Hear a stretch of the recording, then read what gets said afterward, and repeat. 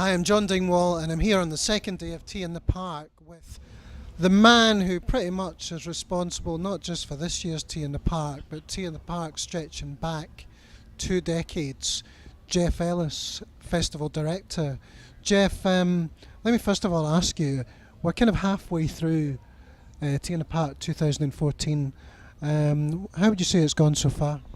As well as it could have done, really. It's been one of the best I can remember. Some fantastic performances, not least by Biffy Clyro last night, but Ed Sheeran had a huge crowd, and for one man on stage did a fantastic job in holding that crowd.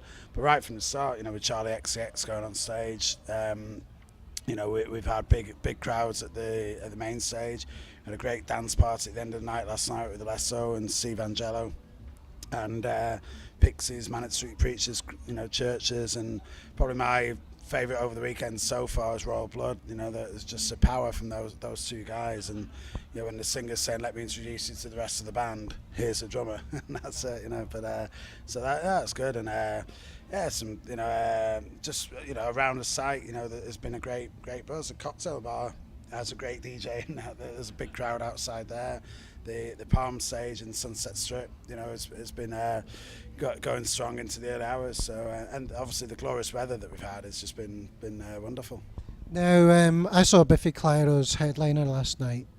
I thought it was immense. What's been the word back to you on it?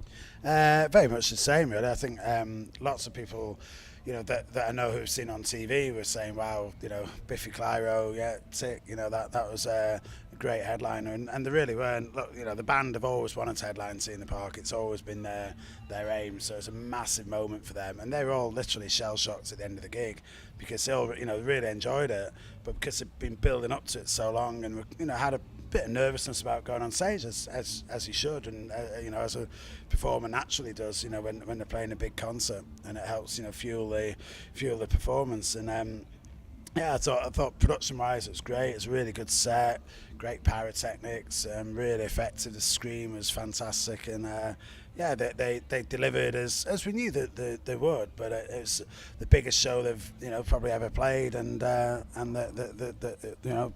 fantastic reaction from the audience. Now, I came here on Thursday, as you know, and we were watching the campers pouring onto the site and asking them who they were here to see, and I have to say the vast majority of them said one man who's headlining tonight, Calvin Harris. What do you think of the fact, what is it about Calvin, and what do you think about the fact that he's headlining tonight?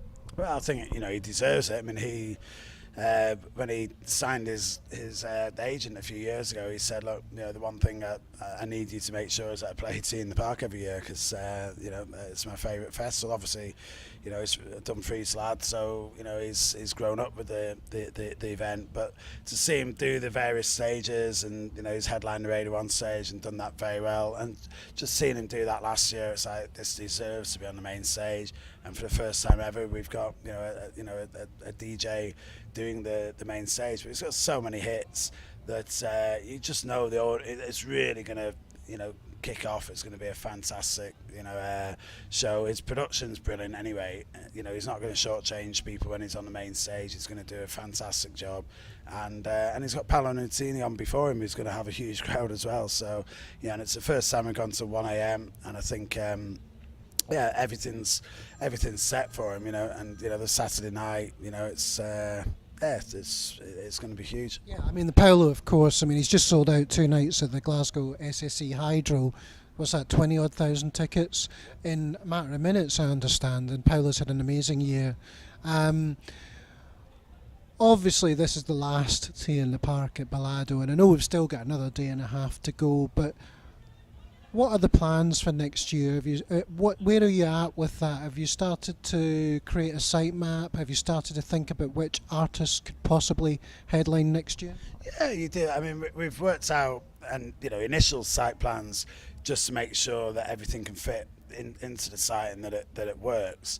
But we might change that, because now it's a case of looking at it and fine tuning what we've got. Same with traffic management plan. We know it can work.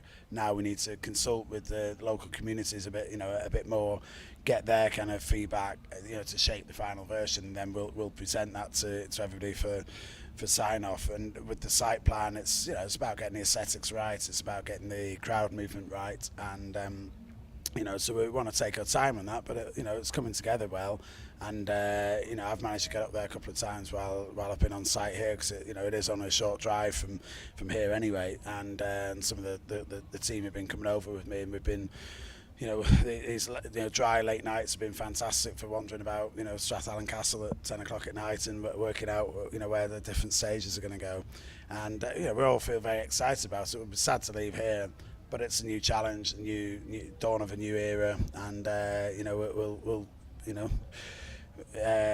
accept it with open arms, really. And I think it's going to be very exciting. It'll have a different feel to it. It'll be less open than it is here. It'll have more of a boutique feel, but still with the able to accommodate the big viewing areas to the main stages. One of the questions a lot of people have asked me since we revealed that Strathallan would be the new T in the Park location is, how does it compare in terms of size and scale to the site that we have at Balado? In terms of overall acreage, it's very similar, but it might be slightly bigger in acreage, but it's got a lot more trees and woods and stuff, so you wouldn't really be using those areas. So in terms of usable space, it's about the same, because here the part of the vastness here we can't use because of that's I'll not swear on camera, but because of the pipeline, so there probably is actually more acreage here within the fence line, but it's not all usable. So we'll have the same capacity there. We're not looking to increase the capacity at all, but we will be able to accommodate the capacity. And a perfect wish list for headliners next year. I'll whisper those to you then. No, we're talking to some headliners. It's early days because you're talking to people, but they haven't formulated their plans, and some people who you talk to might then go, do you know what, we're going to do 2016, not 2015. So the headliners we've got in mind at the moment may well not be the ones who end up playing, and others might become available. So but there's more acts out there next year than there is this year at the moment, so that's a good sign. I mean, we didn't struggle for acts this year, but other festivals elsewhere struggled. So. And every year at T in the Park you have your celebrities who are phoning up, getting on the guest list, or even buying tickets. Have we got any sort of well-kept faces that have turned up to catch the music? I think Susan Boyle's come in. Somebody told me that she's come in to soak up the atmosphere with some of her friends.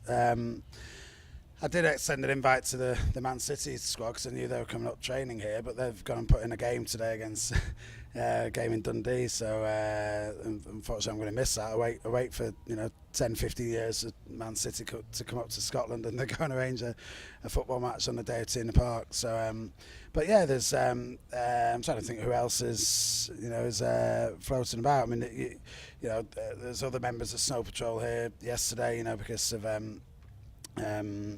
Little Matador playing, so Nathan in there. So but yeah, no doubt there's we'll see a few tonight, probably coming for Calvin in particular as well. So, but I've heard rumours of a couple of people, but don't want to say in case it doesn't come off.